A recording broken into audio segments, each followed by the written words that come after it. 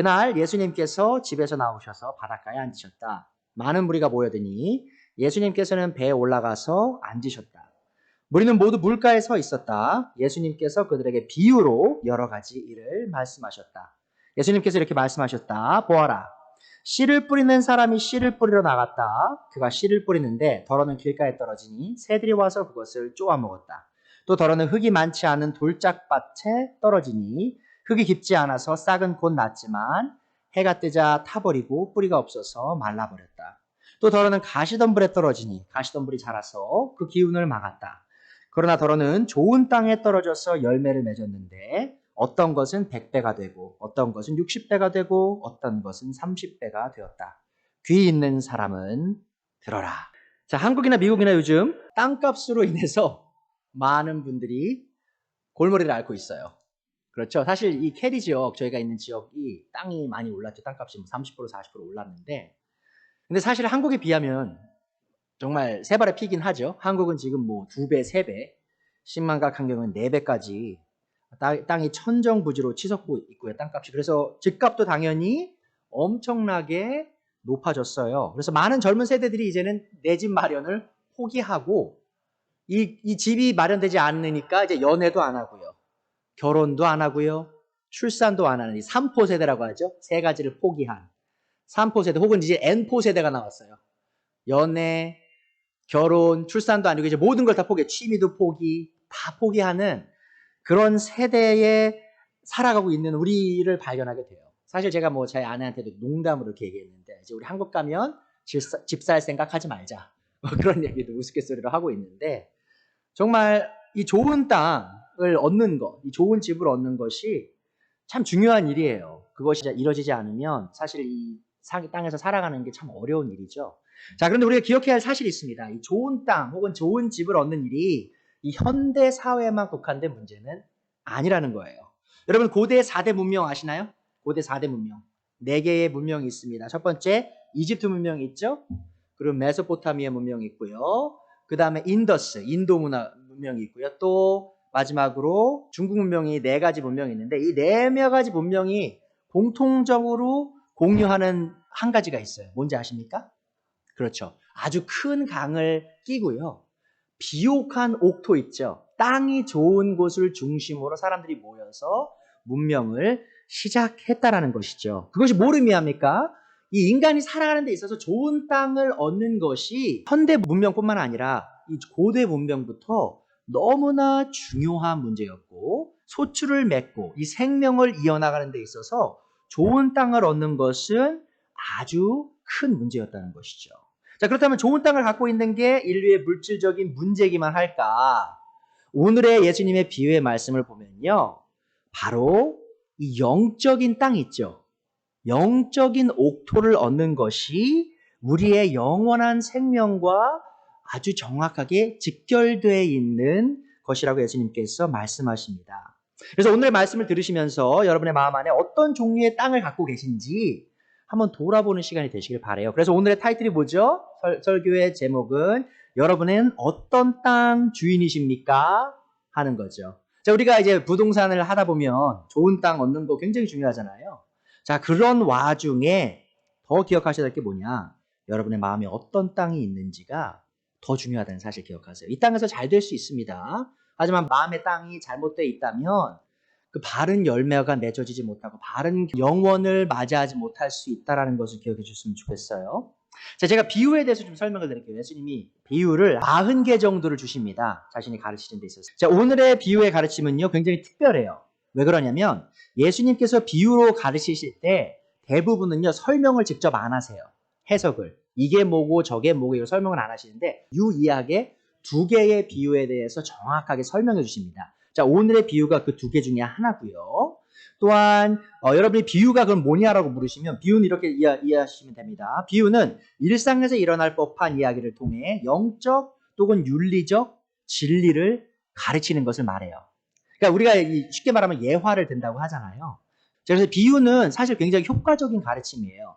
오늘 이제 예수님이 어떤 얘기를 한 거죠? 농부에 대해서 얘기했잖아요. 씨 뿌리는 자. 자, 과거에는 대다수가 다 농사꾼들이었던 거 아시죠? 그래서 모두가 다 이해할 수 있는 그런 비유였다는 것이에요. 자, 그래서 예수님의 비유를 우리가 바르게 이해할 때 영적인 생명을 얻을 수 있다는 걸 기억해 주시고, 또 예수님의 비유 중에 가장 유명한 거 어떤 것들이 있는지 아시죠? 비유. 예수님이 어떤 비유가 가장 유명할까? 가장 사람들이 많이 알고 있을까? 제가 말씀드리면 아실 거예요. 돌아온 탕아. 돌아온 탕자의 얘기. 그거 비유입니다. 자, 그리고요 또 선한 사마리안 이야기 있죠? 자, 이런 거 사실은 교회 안 다니신 분들도 다 아는 이야기예요. 그 정도로 굉장히 유명한 비유들이 있습니다. 그래서 오늘 비유도 사실은 제가 볼 때는 세 번째 정도로 유명하지 않을까 싶은 그런 중요한 비유입니다. 자, 그럼 오늘의 비유에서 몇 가지 종류의 땅이 나오고 있죠? 네 가지의 땅이 나옵니다. 자, 네 가지가 어떤 것이 있었죠? 첫 번째, 길가에 씨앗이 떨어지기도 하고요. 두 번째로 돌짝밭에 이 씨앗이 떨어지기도 하고요. 세 번째로 가시덤불밭에 씨앗이 떨어지기도 하고, 네 번째로 마지막으로 좋은 땅에 또 씨가 떨어지기도 합니다. 자, 이 네 가지 땅에 무슨 일이 있었습니까? 바로 한 농부가 씨를 뿌리고 있죠. 자, 예수님 스스로의 해석을 통해 우리는 농부가 예수님이시고, 또 뿌려지는 씨가 예수님의 진리의 말씀이며, 또 네 가지 땅이 예수님의 말씀을 듣고 다양하게 반응하는 사람들의 마음임을 상징한다라는 걸 배울 수 있어요. 자, 그럼 지금부터 예수님의 해석을 저희가 한번 읽어보겠습니다. 같은 장에 마태복음 13장 18절부터 예수님께서 이 비유, 네 가지 땅의 비유의 정확한 의미에 대해 설명해 주십니다. 다시 같이 읽을게요. 너희는 이제 씨를 뿌리는 사람의 비유가 무슨 뜻을 지녔는지를 들어라. 누구든지 하늘나라를 두고 혹은 하늘의 왕국을 두고 하는 말씀을 듣고도 깨닫지 못하면 악한 자가 와서 그 마음을 뿌려진 것을 빼앗아 간다. 길가에 뿌린 씨는 그런 사람을 두고 하는 말이다. 자, 보시죠. 길가에 뿌려진 씨는 어떻게 된다고요? 악한 자가 와서 그 말씀을 가져가는 거예요. 그러니까 심길 기회도 얻지 못하는 겁니다. 씨앗이. 20절, 또 돌짝밭에 뿌린 씨는 이런 사람이다. 그는 말씀을 듣고 곧 기쁘게 받아들이긴 하지만 그 속에 뿌리가 없어서 오래가지 못하고 말씀 때문에 환난이나 박해가 일어나면 곧 걸려 넘어진다. 돌박짝밭의 사람은요, 반응은 하지만 그것이 오래 지속되지 않는다고 하시죠. 22절입니다. 또 가시덤불 속에 뿌린 씨는 이런 사람이다. 그는 말씀을 듣기는 하지만 세상의 염려와 재물의 유혹이 말씀을 막아 열매를 맺지 못한다. 자, 가시덤불이 뭐라고요? 이 세상의 염려와 재물의 유혹, 그것을 통하여 이 하나님의 말씀, 예수님의 말씀이 심겨지나 싹을 내고 열매를 맺지 못하는 그런 안타까운 상황 속에 놓여 있다라고 말씀하시고요. 네 번째, 좋은 땅이죠. 23절입니다. 그런데 좋은 땅에 뿌린 씨는 말씀을 듣고서 깨닫는 사람을 두고 하는 말인데, 이 사람이야말로 열매를 맺되 100배 혹은 60배 혹은 30배의 결실을 낸다.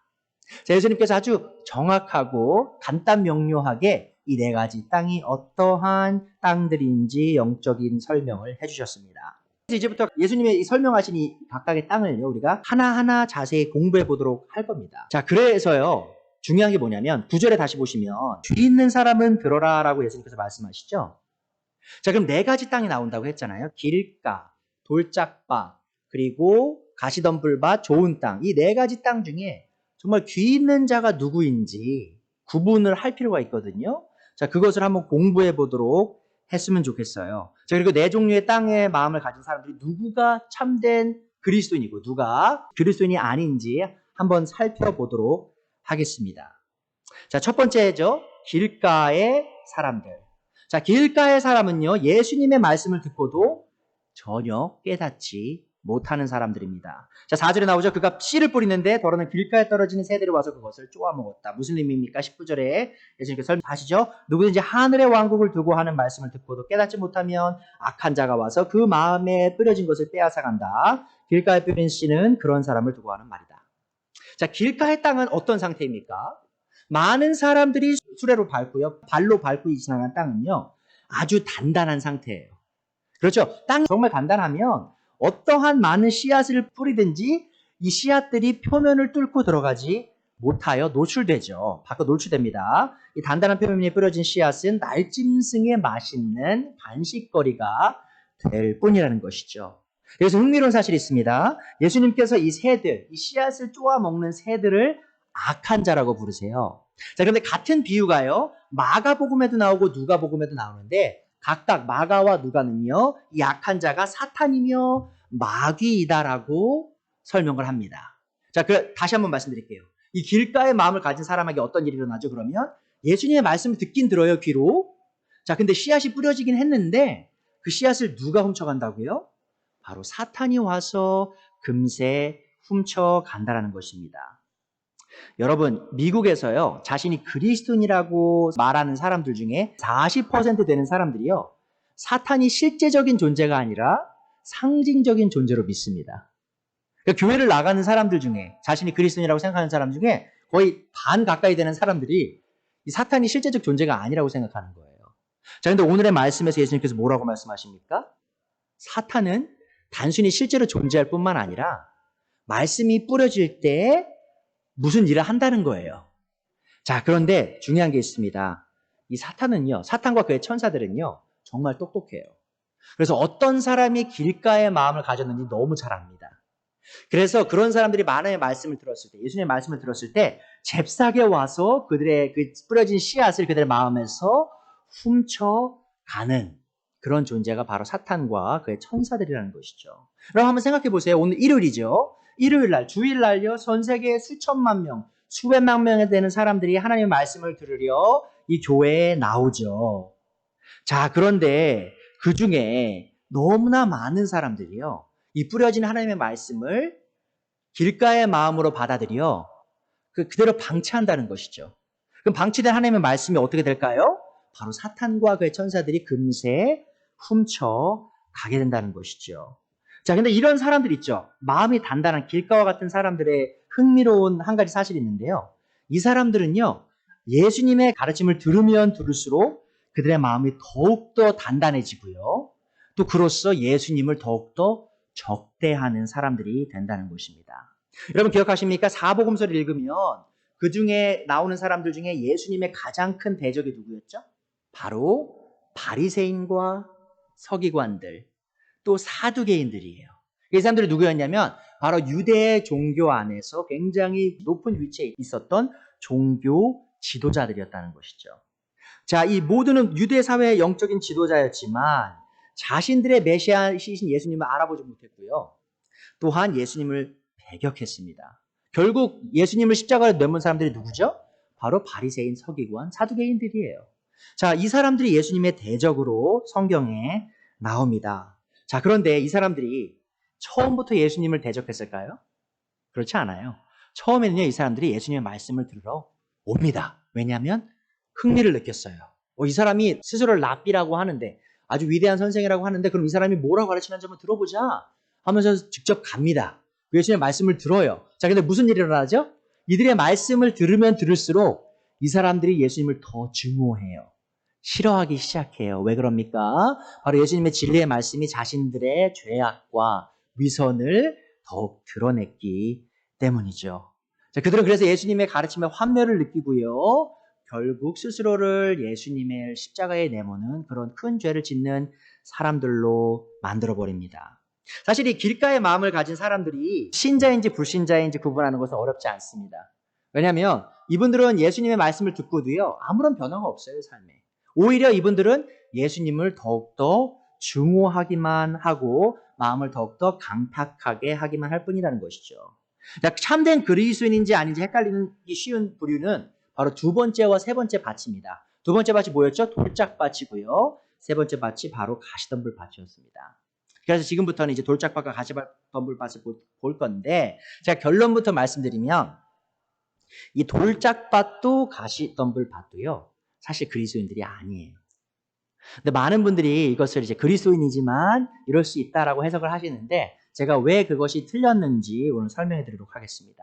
자, 두 번째 보죠. 돌짝밭의 사람들은 어떤 사람들이냐? 돌짝밭의 사람들은 믿음의 뿌리가 없어 어려움을 견디지 못하는 사람들입니다. 자, 5절에서 예수님께서 말씀하셨죠. 또 더러는 흙이 많지 않은 돌짝밭에 떨어지니 흙이 깊지 않아서 싹은 곧 났지만 해가 뜨자 타버리고 뿌리가 없어서 말라버렸다. 예수님의 해석이 20절에 나옵니다. 또 돌짝밭에 뿌린 씨는 이런 사람이다. 그는 말씀을 듣고 곧 기쁘게 받아들이기는 하지만 그 속에 뿌리가 없어서 오래가지 못하고 말씀 때문에 환난이나 박해가 일어나면 곧 걸려 넘어진다.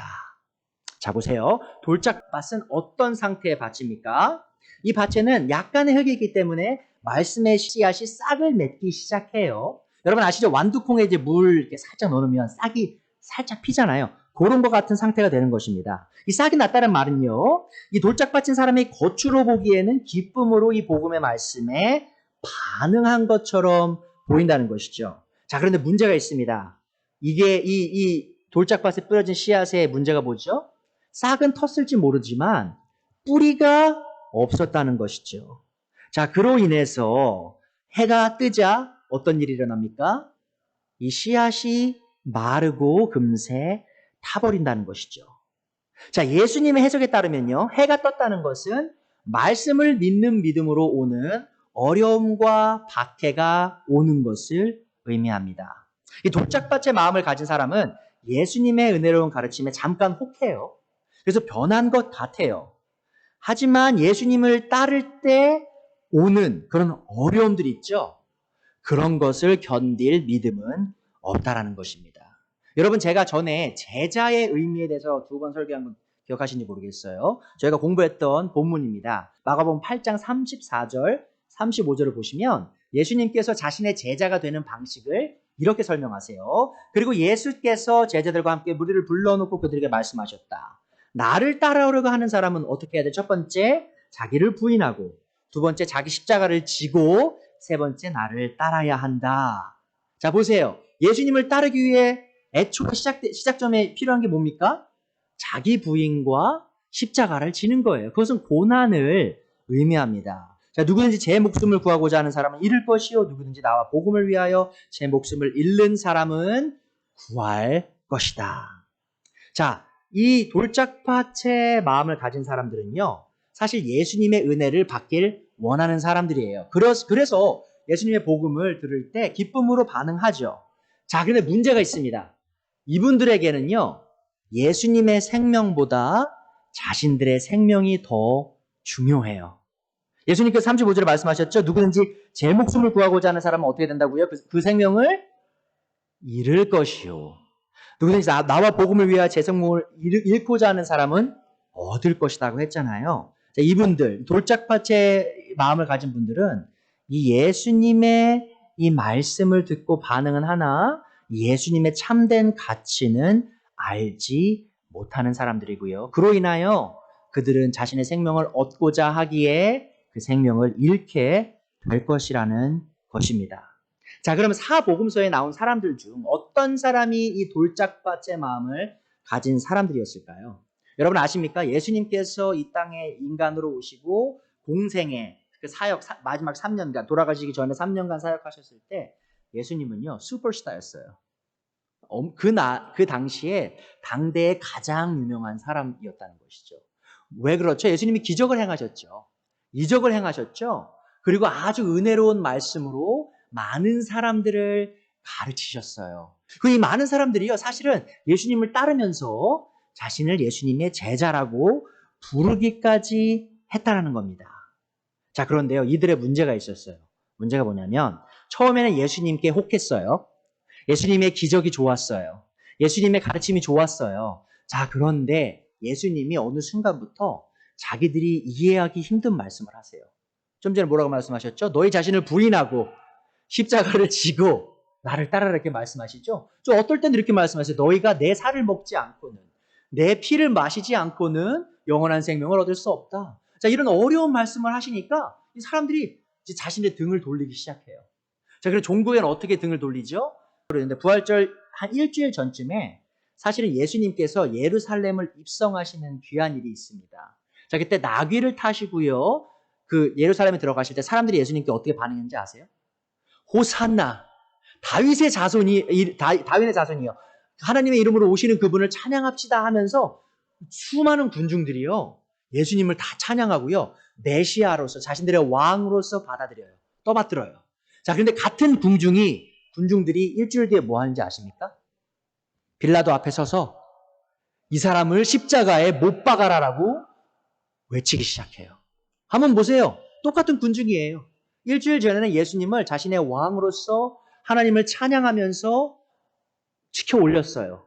일주일이 지나고 나서 이 빌라도 로마 통치자 앞에서 비참한 모습을 보자 이 사람들이 마음을 돌린 거예요. 아, 이 사람은 메시아가 아니구나. 하면서 그 예수님을 십자가에 못 박으라고 소리쳤던 사람들이 바로 그런 사람들이었다는 겁니다. 그러니까 어려움이 오면 자기가 생각했던 일대로 일어나지 않으면 예수님을 헌시착처럼 버린다는 것이죠. 자, 오늘날에도 이런 돌짝밭과 같은 마음을 가진 사람들이 참 많지 않습니까? 복음을 듣고 기쁨으로 잠깐 반응하지만 세상에서 그리스도인으로 사는 것이 쉽지 않은 것을 발견할 때 얼마나 많은 사람들이 예수님이라는 이름을 버립니까? 이 한국이나 미국이나 아직 우리가 물리적인 종교적 탄압을 받지 않았죠. 자, 그래서 우리가 사실은 이 믿음으로 오는 정말 핍박이 어떤 것을 의미하는지 정확히 알지는 못해요. 하지만 그것이 곧 기독교를 향한 박해와 핍박이 이 세상에 존재하지 않는다는 말은 아니죠. 여러분 아실 겁니다. 제가 어딜 가고 싶어 하죠? 미국에서 사역을 다 하고 북한에 가기를 원합니다. 저는 북한에 가서 복음을 전하기를 원해요. 자, 근데 지금 북한 땅에 어떤 일이 일어나고 있습니까? 수많은 사람들이 예수님을 향한 믿음으로 인하여 핍박을 받고요. 감옥에 가고요. 생명을 잃고 있어요. 그럼 제가 여러분에게 질문 드리고 싶습니다. 만약 여러분이 북한에서 태어났더라면 과연 여러분이 오늘 교회에 오신 것처럼 혹은 유튜브로 말씀을 들으시는 것처럼 이렇게 사람들 앞에 공적으로 내가 그리스도인입니다라고 고백하실 수 있으시겠어요? 한번 생각해 보세요. 내가 북한에 태어났다면. 자, 그런데 이 돌짝밭을 가진 사람들은요. 이런 핍박이 올 때 결코 하나님의 제자로서 스스로를 드러내지 못한다는 겁니다. 여러분 아주 흥미로운 사실이 있어요. 우리가 사실은 미국과 한국에서 살다 보면은 이 기독교인을 향한 핍박이 얼마나 심한지를 전혀 피부로 느끼지 못해요. 자, 그런데요. 이 기독교 역사학자들에 따르면요. 20세기, 1세기 있죠. 20세기 100년 동안 순교한 사람들 있죠. 예수님을 향한 믿음으로 순교한 사람의 숫자가요. 그 전에 1세기부터 19세기 동안 예수님을 믿는 믿음으로 죽은 사람보다요. 더 많대요. 그러니까 20세기에 100년 동안 믿음으로 인해 순교당한 사람 숫자가 그 1900년이란 기간 동안 죽은 그리스도인 숫자보다 더 많다는 겁니다. 그 말이 뭘 의미하는 것이냐, 여러분. 우리에게도 이런 핍박이 언제든지 올 수 있다는 것을 기억하셔야 됩니다. 자, 그래서 예수님께서 마태복음 7장에 이렇게 말씀하셨죠. 좁은 문으로 들어가라. 멸망으로 이끄는 문은 넓고 그 길이 널찍하여서 그리로 들어가는 사람이 많다. 생명으로 이끄는 문은 너무나도 좁고 그 길이 비좁아서 그것을 찾는 사람이 적다. 넓은 문과 좁은 문. 자, 이 넓은 문은요, 가기 쉬워요. 그래서 많은 사람들이 가죠. 하지만 그 끝은 뭐죠? 멸망입니다. 하지만 예수님 말씀하시는 적은 문으로 가는 사람은 적지만 그러나 그 끝은 생명이 있다라고 말씀하십니다. 스스로를 예수님의 제자라고 부르며 교회에 나오는 수많은 사람들 중 과연 얼마나 많은 사람들이 핍박과 박해 속에서도 여전히 자신이 예수님의 제자라고 용기 있게 말할 수 있을까요?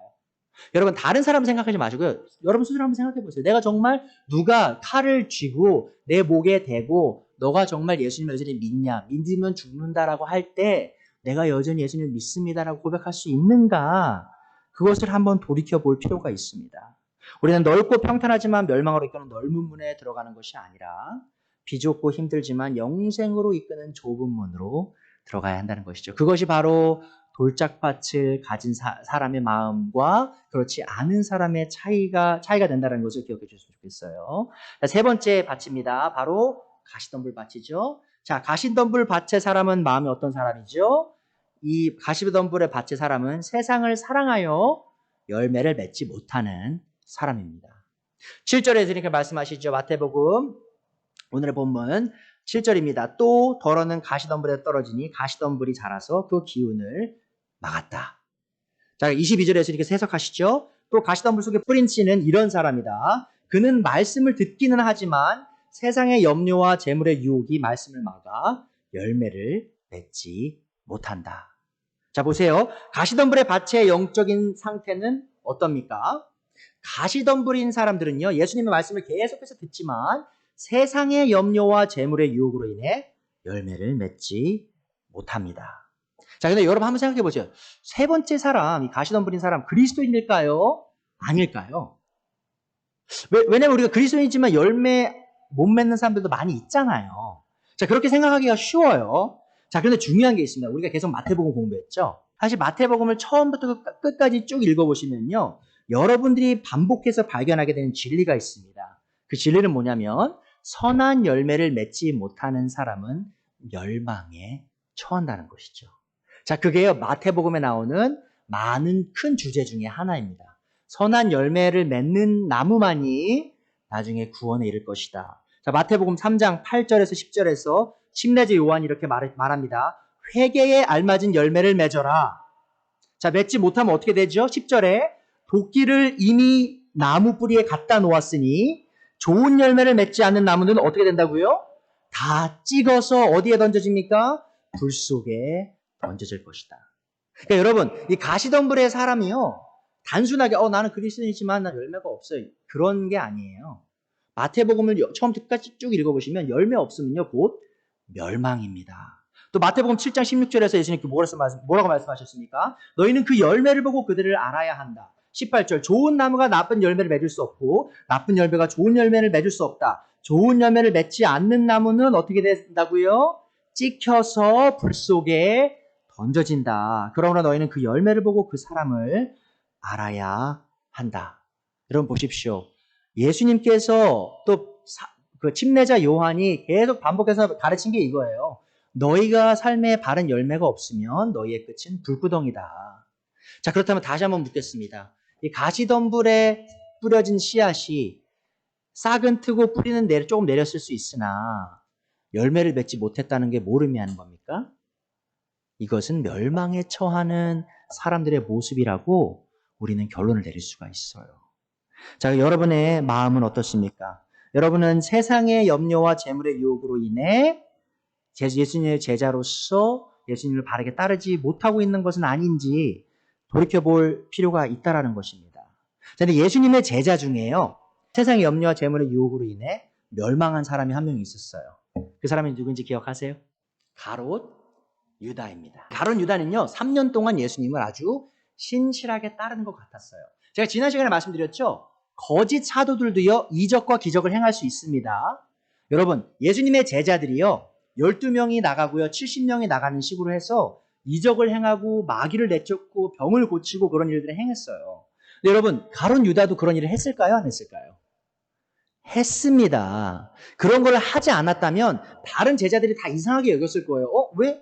저 사람만 예수님의 제자인데 하지 못하지? 하지만 그 누구도 가롯 유다가 가짜라는 것을 알지 못했어요. 그만큼 가롯 유다는 자기가 가짜라는 것을 아주 위선적으로 잘 속이고 예수님을 따랐다는 것이죠. 하지만 그는 거짓 사도였다는 것입니다. 자, 그런데 여러분, 이 거짓 사도인 가롯 유다가 왜 예수님을 3년간이나 따랐는지 아십니까? 요한복음 12장 6절에 요한 사도가 그 이유를 설명해요. 가롯 유다는 요한복음 12장 6절입니다. 가롯 유다는 도둑이어서 돈자루를 맡아가지고 있으면서 거기에 든 것을 훔쳐내곤 하였다라고 얘기해요. 여러분, 가롯 유다가요, 사람들이 다 신뢰하는 사람이어서요, 총무였어요, 총무. 그러니까 예수님이 사역을 하시면서 많은 사람들이 헌금을 했잖아요. 그 돈을 관리하는 일을 가롯 유다가 했습니다. 그리고 거기서 돈을 조금씩 야금야금 썼다는 횡령을 했다는 것이죠.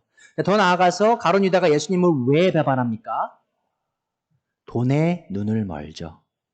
그러니까 예수님이 더 이상 자신에게 이 돈에 그런 이득을 주지 않은 것을 가롯 유다가 알게 됐을 때 마지막으로 버려요, 예수님을. 어떻게 버리죠? 은 30냥으로 예수님을 대제사장과 수제사장들에게 팔아버린다는 것이죠. 자, 그 모습이 바로 가롯 유다의 모습이고요. 그것이 바로 가시덤불 속에서 예수님의 말씀을 받는다라고 하는 사람들의 모습입니다. 여러분, 신약 성경에 나오는 데마라는 사람을 아시나요, 혹시? 이 데마는 한때 마가복음을 썼던 마가와 누가복음을 썼던 누가와 함께 바울의 신실한 동역자로서 불려요. 그러니까 대만은요, 바울과 함께 핍박도 당하고 복음도 함께 전했던 사람입니다. 골로새서 4장과 빌레몬서를 보면요, 바울이 이 데마가 나와 같은 동역자다라고 설명을 해요. 자, 그런데요, 종국에 어떤 일이 일어나냐, 마지막에 이 데마는요, 세상을 사랑하여서 바울을 버리고 떠납니다. 자, 그것이 디모데후서 4장 10절이에요. 디모데후서는 바울이 죽기 직전에 쓴 마지막 서신입니다. 그 서신에서 데마에 대해서 바울서도 이렇게 말해요. 데마는 디모데후서 4장 10절입니다. 데마는 이 세상을 사랑하여 나를 버리고 데살로니가로 가고. 보세요, 여러분. 데마가 처음에는 정말 바울과 함께 신실하게 동역하는 사람처럼 보였어요. 자, 근데 그 마음에 뭐가 있었죠?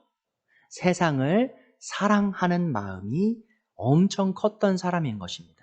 그래서 그들은 결국은 바울을 버리고 자신의 갈 길을 갔다라는 겁니다. 여러분, 얼마나 많은 그리스도인들이 우리 교회 내에서 이러한 모습으로 예수님을 섬긴다라고 말하고 있는지 아시는지 모르겠어요. 마태복음 6장 24절에 예수님께서 이렇게 말씀하셨습니다. 아무도 두 주인을 섬기지 못한다. 한쪽을 미워하고 다른 쪽을 사랑하거나 한쪽을 중히 여기고 다른 쪽을 업신여길 것이다. 너희는 하나님과 재물을 아울러 섬길 수 없다. 애초에 여러분 하나님 섬길 때요 절대 돈을 함께 섬길 수가 없다는 겁니다. 혹시라도 여러분 하나님을 섬기지만 여전히 돈을 사랑하는 사람을 보시면요 이렇게 결론 내리시면 돼요. 아, 저 사람은 하나님을 섬기고 있지 않구나. 근데 얼마나 많은 교인들이 재물을 위해 교회를 다닙니까? 여러분 헌금 하시나요? 좋습니다. 그럼 헌금 왜 하십니까? 많은 목사들이 11조와 헌금에 대해서 어떻게 설교하죠? 헌금 안 하면 11조 안 하면 어떻게 된다고 하죠? 저주받아. 헌금 열심히 해서 복 받아야지. 재물 받아야지. 하나님이 10배, 100배, 1000배로 갚아주실 거야. 11조 열심히 해. 이런 식으로 설교를 하시고요. 또 많은 성도들이 그런 마음으로 헌금을 한다는 것이죠. 자, 그런 자세 자체가 이 세상의 염려와 재물의 유혹에 빠진 채 예수님을 따른다고 말하는 것과 같다라는 것입니다. 헌금을 왜 합니까? 헌금은요, 돈 복 받으려고 하는 게 아니고요. 하나님이 이미 주신 복이 있기 때문에 하는 겁니다. 감사하는 마음으로. 예수님이 복을 주시든 안 주시든 감사하게 하는 게 헌금이라는 것을 기억해 주셨으면 좋겠어요. 우리 교회 안에서 세상의 염려와 재물의 유혹 속에 살아가는 수많은 교인들이 발견이 됩니다. 많은 교인들의 염려는 어떻게 하면 하나님을 더 사랑하고 어떻게 하면 다른 이웃을 더 사랑할까가 아니고요. 어떻게 하면 이 세상에서 성공하고 유복한 노후를 준비할까예요. 여러분이 잘 생각하셔야 돼요. 내가 매일매일 고민하는 게 무엇인가? 정말 하나님을 사랑하고 교회를 섬기고 이웃을 사랑하는 것인가? 아니면 내가 사회에서 어떻게 성공하고 내가 직장에서 어떻게 성공하고 내가 어떻게 노후를 준비할까가 내 마음속에 꽉 차 있는가? 이 부분을 여러분이 예수님을 따르시기 전에 분명히 깨끗하게 검사할 필요가 있다는 겁니다. 우리는 흔히 부자가 돈을 더 사랑할 거라고 착각을 하긴 해요. 여러분 아십니까? 가난한 사람이 부자보다 돈을 더 사랑할 수 있다는 사실. 가난에 지겹고 신물이 난 분들은요. 이 가난이 너무 지긋지긋해요. 그래서 마지막 최후의 보루가 뭔지 압니까? 교회에 나오는 거예요. 왜냐면 어떤 사람들이 간증하잖아요. 내가 이렇게 가난했는데 예수님 믿었더니 예수님이 나에게 이렇게 복 줬어요.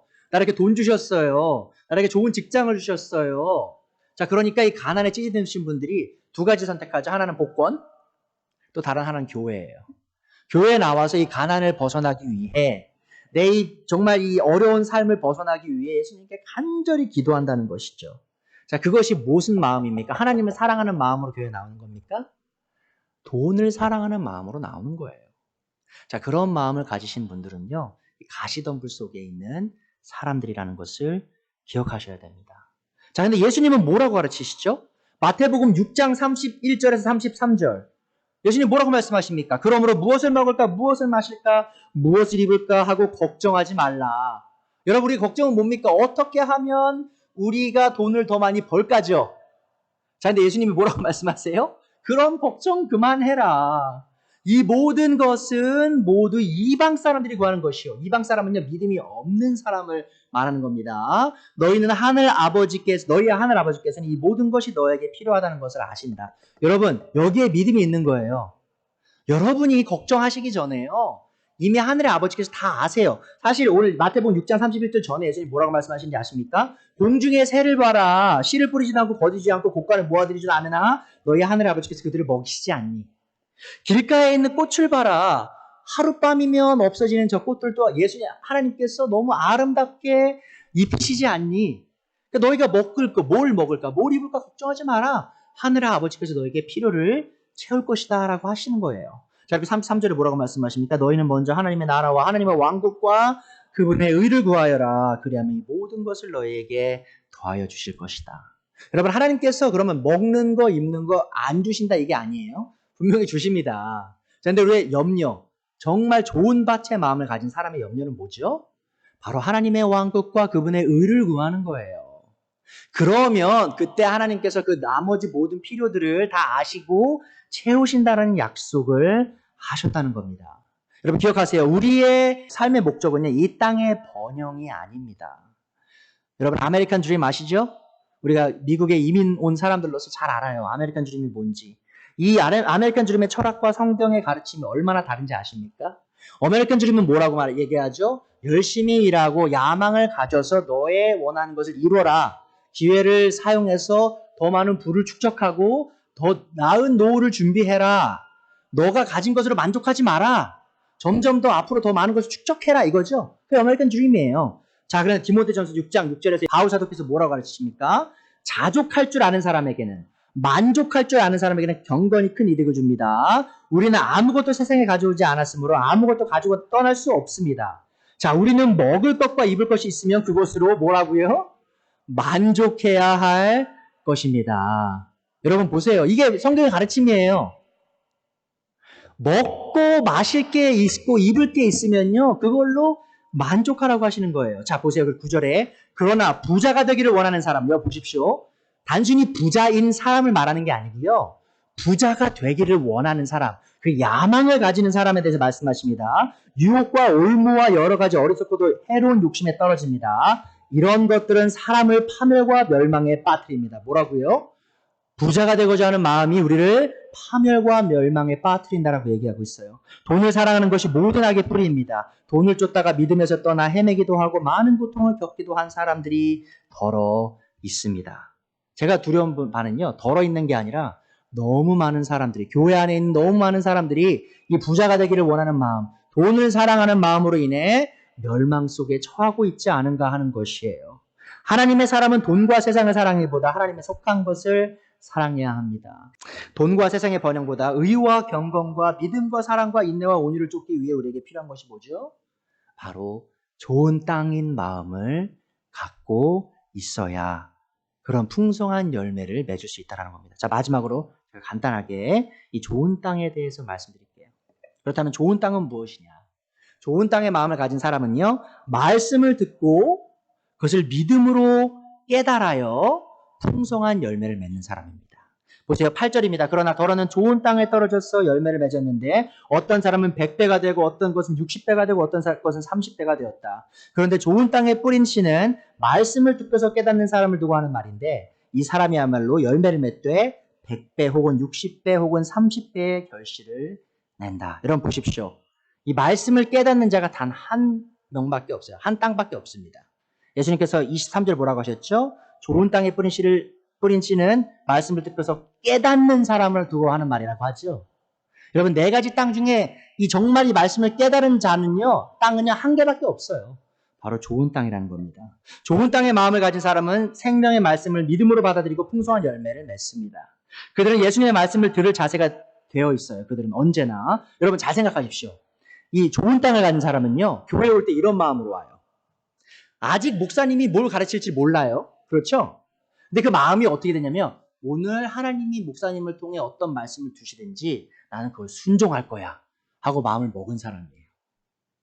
무슨 말인지 이해하시겠어요? 예수님이 어떤 명령을 주시기도 전에 그 마음을 예수님이 중요한 분이시지. 그분이 어떤 명령을 주시든 나는 그분을 따르겠어. 그분의 명령을 따르겠어라고 마음을 먹는 사람입니다. 그들은 마태복음 6장 33절처럼 하나님의 왕국과 그분의 의를 먼저 구하는 사람들이죠. 여러분, 마지막으로 물을게요. 좋은 땅을 가졌던 사람이 그러면 사복음서에 누가 될까요? 바로 예수님의 제자들입니다. 그렇죠? 여러분, 예수님의 제자들이요, 완벽한 삶을 살았나요? 아니죠. 여러분, 베드로가 뭐 했습니까? 예수님을 3번 부인하죠. 다른 열제자를 어떻게 했죠? 예수님 잡혀가실 때 다 도망갔어요. 요한사도가 어떻게 했는지 아십니까? 사마리아의 땅에 가서 예수님께서 복음을 전하시는데 사마리아인들이 예수님을 받아들이지 않았어요. 요한사도가 뭐라 그랬는지 아십니까? 야고보랑 예수님, 엘리야처럼 하늘에서 불이 내려서 저 사마리아인들 다 구워버릴까요? 그런 마음을 가졌던 사람이에요. 근데 우리가 지금 요한을 뭐라고 부르죠? 사랑의 사도라고 불러요. 요한복음과 요한 1서, 2서, 3서를 읽어보면요. 하나님을 사랑해라. 형제를 사랑해라. 죽기까지 사랑해라 이렇게 가르치잖아요. 자, 보세요. 이 사도들은요, 사실은 완벽한 사람들이 아니었어요. 자, 그러나 그들의 삶의 끝을 보면요, 너무나 풍성한 열매를 맺은 사람들이었다는 것이죠. 그러니까 무슨 말이냐? 좋은 땅을 가진 사람은요, 마음을 가진 사람은 완벽한 삶을 산다는 게 아니에요. 우리가 실수할 수 있고요, 실패할 수 있습니다. 허나 우리는 그 실패와 실수 속에 머물러 있지 않아요. 회복이 되고요, 또한 열매를 끊임없이 맺어 나가는 길을 멈추지 않는 삶이라는 겁니다. 그러니까 여러분, 많은 분들이 열매 맺는다고 하면 또 이렇게 생각하세요. 열매는 이 교회에 사람들 많이 불러 모으는 거야. 혹은 복음을 전해서 많은 사람들 구원시키는 거라고 생각하시는데 그 열매를 말하는 게 아닙니다. 물론 그 열매가 포함되긴 하죠. 지금 예수님께서 하시는 말씀은요, 바로 영적인 열매에 대해서 말씀하시는 거예요. 여러분, 성령의 열매 아십니까? 설명의 열매? 제가 갈라디아서 5장 22절, 23절 왔는데, 그러나 성령의 열매는 사랑과 기쁨과 화평과 인내와 친절과 선함과 신실함과 온유와 절제이니 이런 것들을 막을 법이 없다. 그러니까 여러분, 우리가 좋은 땅으로서 예수님의 말씀이 우리 안에 들어왔을 때 어떤 일이 일어나냐? 바로 우리 안에 사랑이 넘치게 돼요. 우리 안에 기쁨이 넘치게 돼요. 우리 안에 화평이 넘치게 되고요. 우리가 인내하기 시작하고요. 우리가 친절하고요. 우리가 선한 일들을 행하기 시작하고 신실해지고 온유해지고 절제를 하게 된다는 겁니다.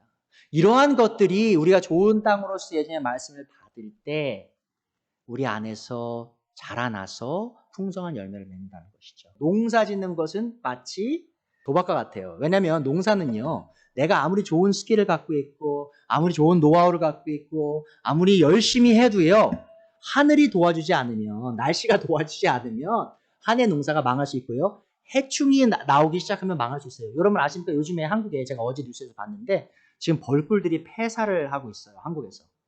지금 경남 쪽, 경북 쪽은 지금 경상도는 큰일 났습니다. 47% 되는 벌꿀들이 다 죽었대요. 근데 누구도 몰라요, 왜 죽었는지. 자, 그런데 아십니까? 벌꿀들이 죽자 무슨 일이 일어났냐? 딸기 농사가 지금 망하고 있어요. 근데 벌꿀들이 지금 화분을 이렇게 옮겨가지고 씨를 맺어야 되는데 그 일을 하지 않고 있으니까 지금 딸기 농사도 망하고 많은 과일들이 지금 농사들이 망하고 있어요. 자, 그런 것 같습니다. 우리가 아무리 노력해도 안 될 때가 있잖아요. 자, 그런 것 같아요. 우리가 우리 안에서 열매를 예수님께서 몇 배 맺는다고 했습니까? 100배, 60배, 30배 맺는다고 했잖아야 기억하셔야 될 게 뭐냐면 고대에는요, 고대 농사법에는요, 10배 정도 수확하면 아주 잘 수확한 거였어요. 자, 그런데 우리가 좋은 땅으로서 예수님의 씨앗을 받아들일 때 우리는 기적과 같은 풍성한 열매를 맺게 된다는 겁니다. 근데 그 풍성한 열매를 맺는 기원이 어디 있다는 거죠? 바로 하나님께 있다는 거예요. 여러분이 예수님께 겸손하게 엎드려서 마음의 문을 열고요. 예수님, 제가 이제 더 이상 세상의 욕심과 물질의 자랑과 이런 것들을 다 던져버리고 이제 예수님의 말씀만 따르겠습니다라고 무릎 꿇을 때 무슨 일이 일어나냐? 예수님께서 그 씨앗을 내 마음에 심으셔서 내가 이룰 수 없는 그런 풍성한 열매를 내 삶 속에서 이루신다라는 거예요. 그것을 우리가 경험해야 합니다. 그래서 좋은 땅이 필요하다는 것이죠. 여러분, 다시 한번 마지막으로 묻겠습니까? 여러분은 어떤 땅 주인이신가요? 혹시 길가에 있는 땅을 소유하지 않으셨나요? 혹시 돌짝밭에 땅을 소유하지 않으셨나요? 혹시라도 가시덤불밭을 소유하고 계시지 않나요? 혹은 좋은 땅을 소유하고 계십니까? 여러분이 혹시라도 여전히 내 마음이 여전히 돌짝밭과 같다, 여전히 가시덤불밭과 같다라고 생각하신다면 기도하십시오. 하나님께. 하나님, 제게 좋은 땅의 마음을 주십시오. 제가 더 이상 이제 세상의 것들에 얽매이지 아니하고 정말 예수님의 참 가치를 알고 그분에게 순종하고자 하는 마음을 주십시오. 그분의 말씀이 어떤 말씀을 주시든지 내가 그것을 따르겠노라 하는 그 마음을 주십시오라고 기도하시고 참되게 예수님께 나오실 수 있기를 간절히 바랍니다.